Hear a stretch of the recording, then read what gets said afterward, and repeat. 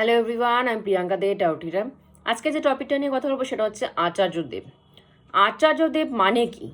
আচার্যদেব মানে হচ্ছে যে যাকে দেখে আমরা আচরণ শিখবো, যাকে দেখে আমরা ব্যবহার শিখবো, কি করে মানুষের সাথে ব্যবহার করতে হয়, কি করে নিজের সাথে ব্যবহার করতে হয়, কি করে নিজেকে মেনটেন করতে হয়, কি করে ঠাকুরের সাথে ব্যবহার করতে হয়। যাকে দেখে আমরা শিখবো, যাকে দেখে আমরা সৎ আচরণ শিখবো, তাকে আমরা আচার্যদেব বলি। অন্যান্য ঠাকুরের জায়গা আচার্যদেব আছে কি না আমি জানি না। আমাদের ঠাকুর কিন্তু আচার্যদেব রেখে গেছেন, যে প্রতি বংশে পরম্পরায় কিন্তু আচার্যদেব আমাদের আছেন।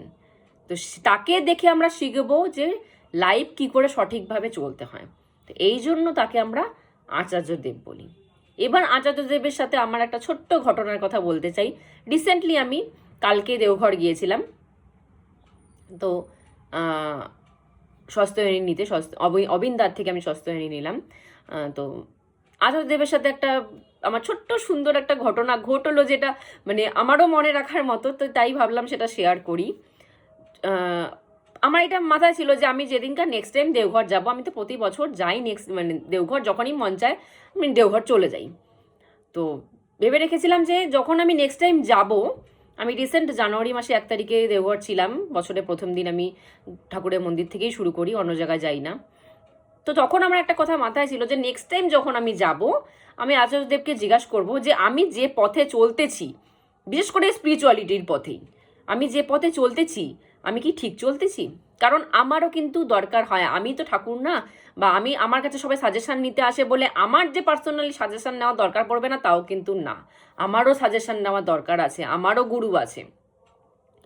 তো আমার এটা মাথায় ছিল যে আমি যখন নেক্সট টাইম যাব তখন আমি আচার্যদেবকে জিজ্ঞাসা করবো যে আমি যে স্পিরিচুয়ালিটির পথে চলতেছি সেটা ঠিক আছে তো, ইয়েস আর নো, শুধু এতটুকুনি বলে দিবে, ব্যাস মনটা শান্ত হয়ে যাবে আমার।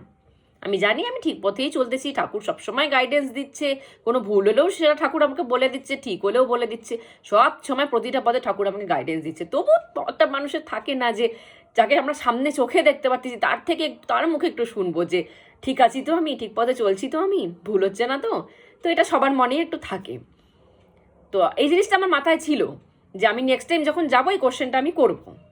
কিন্তু হঠাৎ করে মাঝখানে স্বাস্থ্যয়নী আমাকে নিতে হলো, কারণ একটা চলে এসেছিল যে অবিন্দা স্বাস্থ্যয়নী দিচ্ছে দেওঘরে। তো এটা আমি আর ছাড়তে পারিনি, আমি গিয়ে স্বাস্থ্যয়নী নিয়ে নিলাম। কিন্তু কোশ্চেনটা আমি নিজেই ভুলে গেছিলাম, মানে স্বাস্থ্যয়নী নেওয়ার আনন্দে আমি নিজেই কোশ্চেনটা ভুলে গেছিলাম যে আমার আচার্যদেবের কাছে এই কোশ্চেনটা আমার করার ছিল। মানে আমি ভুলে গেছিলাম কিন্তু সে ভোলেনি যে আমার এই কোশ্চেনটা করার আছে। তো আমি আচার্যদেবের জন্য অ্যান্ড অবিন্দার জন্য কিছু একটা নিয়ে গেছিলাম, তাদেরকে দান করার জন্য, দান না তো তাদেরকে নিবেদন করার জন্য। তো আচার্যদেবেরটা আমি তাকে আগে প্রথম দিন গিয়ে দিয়ে দিয়েছি যে আমি স্বস্তিনী নেব। তো উনি আমাকে পারমিশন দিয়ে দিলেন, কারণ তার পারমিশন ছাড়া তো আমি স্বস্তিনী নিতে পারি না। তো সে আমাকে পারমিশন দিয়ে দিলেন, পরের দিন স্বস্তিনী হয়েও গেল। যখন আমি অবিন্দাকে জিনিসটা নিতে যাচ্ছি সে তখন আমার হাত থেকে নিলেন না, সে বললেন পরে দেবো। তো তার আশেপাশে যে দাদারা থাকে তাকে জিজ্ঞাসা করলাম যে আমি অবিন্দাকে দিতে এসে জিনিসটা, কিন্তু সে পরে নিবে, কিন্তু আমার তো আজকেই যাওয়ার ডেট, আজকে আমাকে শিলিগুড়ি ব্যাক ফিরতে হবে, তো কি করি? তারা আমাকে বলে দিলেন যে আচার্যদেবের কাছে গিয়ে আপনি দিয়ে দেন যে এটা আমি অবিন্দার জন্য আনছি আর আমার স্বাস্থ্যয়নী হয়ে গেছে, এটা একটু জানিয়ে দেন। তো আমি গিয়ে লাইনে দাঁড়ালাম যে আমি আচার্যদেবের কাছে অবিন্দার জিনিসটা দিয়ে তাকে বলবো আমি স্বাস্থ্যয়নী হয়ে গেছে। এতটুকু আমার মাথায় ছিল। যখন আমি তার সামনে বসেছি, সামনে বসে যখন আমি নিবেদন করেছি, তার চোখের দিকে তাকিয়েছি, আমার সাথে সাথে কোশ্চেনটা মনে পড়ে গেছে। আমার কিন্তু তার 1 সেকেন্ড আগে পর্যন্ত আমার মনে ছিল না যে তার কাছে আমার কোশ্চেন করার আছে। তার চোখের দিকে যে তাকিয়েছি আমি, আমার মনে পড়ে গেছে যে আমার তো কোশ্চেন ছিল। কিন্তু সেদিনকার নিবেদন হচ্ছিল না, কালকে নিবেদন হচ্ছিল না, সে নিবেদন নিচ্ছিল না, সে শুধু প্রণামী নিচ্ছিল, কেউ কিছু গিফট আনলে পরে সেটা নিচ্ছিল, নিবেদন নিচ্ছিল না সে। তো আমি জানি নিবেদন তো এখন নিবে না, আমি কি করব? আমার তো বলার আছে, আমি কি করব? আমি জাস্ট হাঁটু গেড়ে বসলাম, বসে হাত জোর করলাম। হাত জোর করে আমি মুখে কোনো কথা বলিনি, আমি শুধু মন থেকে জিজ্ঞাসা করলাম। আমার কোশ্চেনটা মুখ দিয়ে জিজ্ঞাসা করিনি, আমি মন থেকে জিজ্ঞাসা করলাম আমি সঠিক পথে চলতেছি, স্পিরিচুয়ালিটির সঠিক রাস্তায় আমি আছি তো? আমি মন থেকে কোশ্চেনটা করলাম, মুখ আমার ঠোঁট কিছু নড়লো না, আমি জাস্ট হাত জোর করে তার দিকে তাকিয়ে আমি কোশ্চেনটা করলাম। সেও আমাকে মুখ থেকে কোনো অ্যান্সার দিলেন না, সে এক গাল হাসলেন। মানে আমি তখন কিভাবে নিজেকে কন্ট্রোল করে ওখান থেকে উঠেছি না কেঁদে, আমি শুধু আমিই জানি। সে জাস্ট এক গাল হাসলেন, হেসে উনি ঘাটটা নাড়িয়ে দিলেন। মানে আমি অবাক হয়ে গেলাম যে আমি মুখে তাকে কিছুই বললাম না, কারণ সেখানে নিবেদন হচ্ছিল না, মুখে আমি কিছু বলতে পারলাম না তাকে, মুখে আমি কিছুই বললাম না, আমি শুধু চোখ দিয়ে তাকিয়ে মন দিয়ে আমি কোশ্চেনটা করলাম, সে একগাল হেসে ঘাড় নাড়িয়ে আমাকে অ্যান্সারটা দিয়ে দিলেন।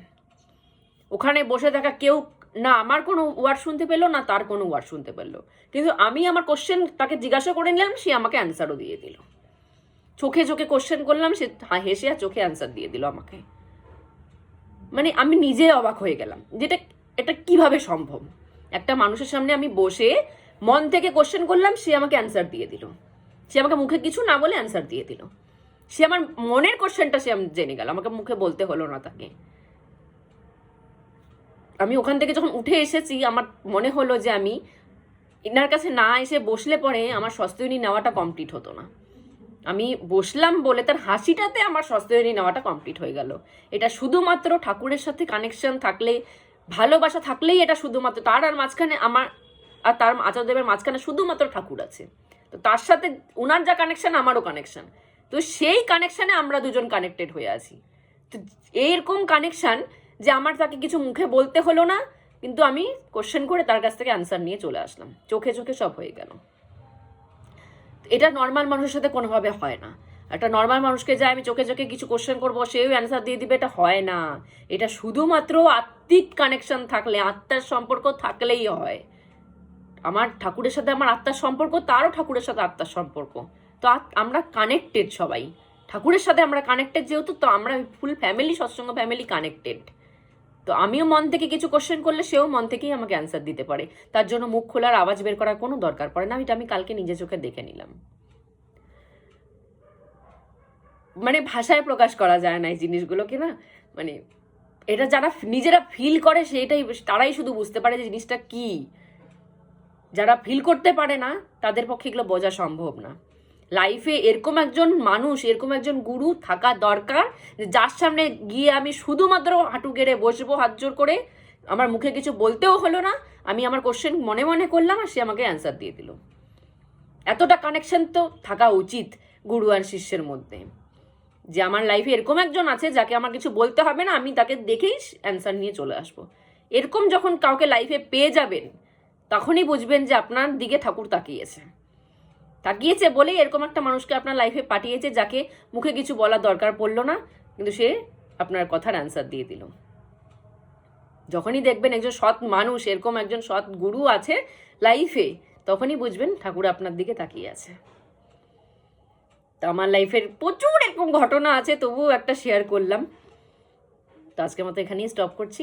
জয় গুরু।